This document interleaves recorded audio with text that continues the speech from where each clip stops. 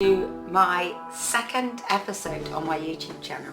My name is Victoria Bedford and I'm an inner child holistic therapist as well as a shadow work therapist. Today's video I'm going to be talking about how to know when you need to heal.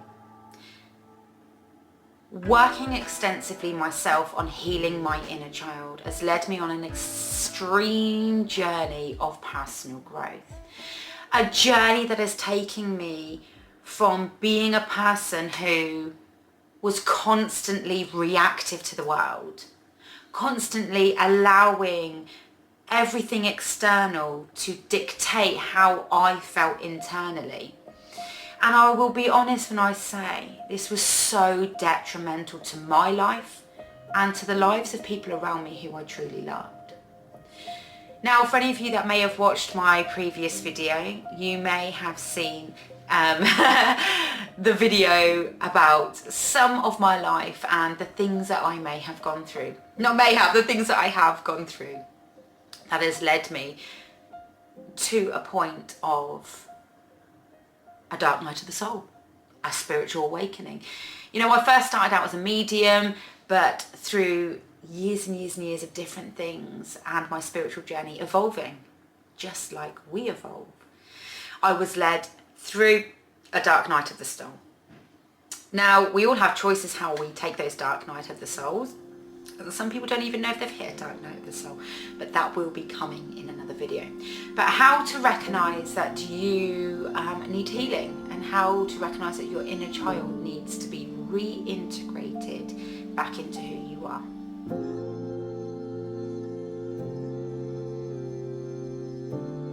Signs that your inner child needs healing are: you are very emotionally reactive, meaning things that happen externally to you lead you to be very reactive, in the sense where you may shout and scream, you may get angry, you may shut down, you may not know how to deal with the circumstances of what is going on.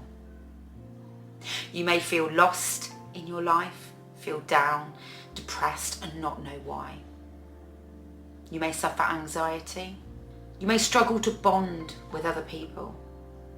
Struggle to feel as if you know how to navigate relationships.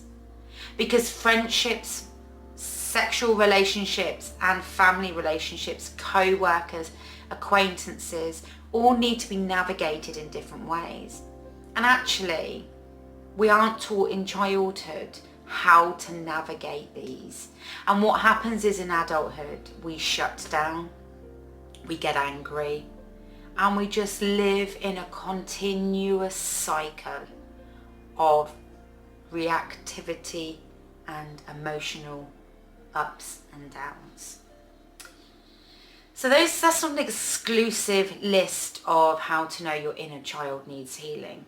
There is other things such as low self-esteem, people pleasing, not knowing your worth, not knowing your drive and how to achieve the things that you want to feel.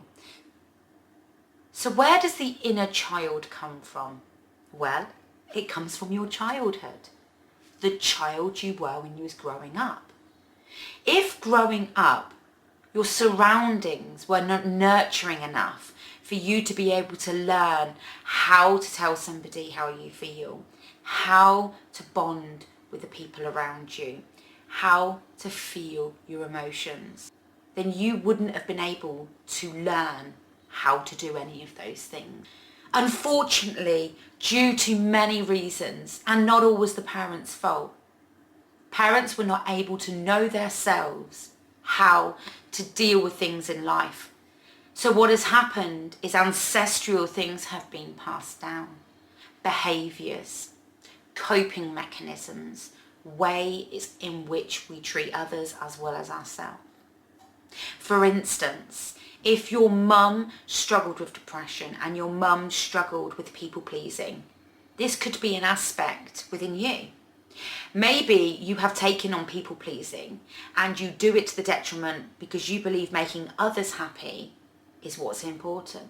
Or you could have gone the other way, where you are like, I will not do unless I want to do it, anything for others, because I am not being walked all over like my mum was. Both ends of the scale are unhealthy. Doing too much for others stops you from supporting yourself. It stops you from getting your needs met, and it sees you continually pouring from an empty cup. But doing nothing for others and being very masculine in the way, I'm not being walked over, I'm not doing this, you are possibly pushing people away. When we start to learn in adulthood, I want to know how to manage my friendships. I want to know how, looking at your childhood, looking at the scene that you grew up in, without blame as much as you can. There's lots of you, just like me, who will carry a level of blame, because at the moment you are in a process of healing. And I first of all want you to validate that your pain is very real. I know that lots of parents didn't know what they were doing or how it was impacting their children, but it doesn't mean that there isn't responsibility to be given later down the line maybe, or for you to take it yourself that you might not get the sorry. Understanding that you don't have to outwardly blame your parent for you to be punishing them. And actually, when we start to learn and heal our inner child, we can have better relationships with our parents. We can learn compassion, understanding, love, because we too know that we had only learned what they had learned from their parents and what they had learned from their parents. And if you've been brought to this video, you're being called to break a cycle.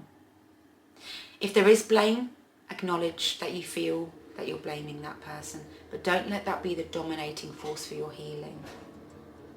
I want you to step away from any blame or anger you feel for a moment. Acknowledge that it is there, that is okay. But step back from it and know that now is the time for you to cultivate and create a space in your life to heal.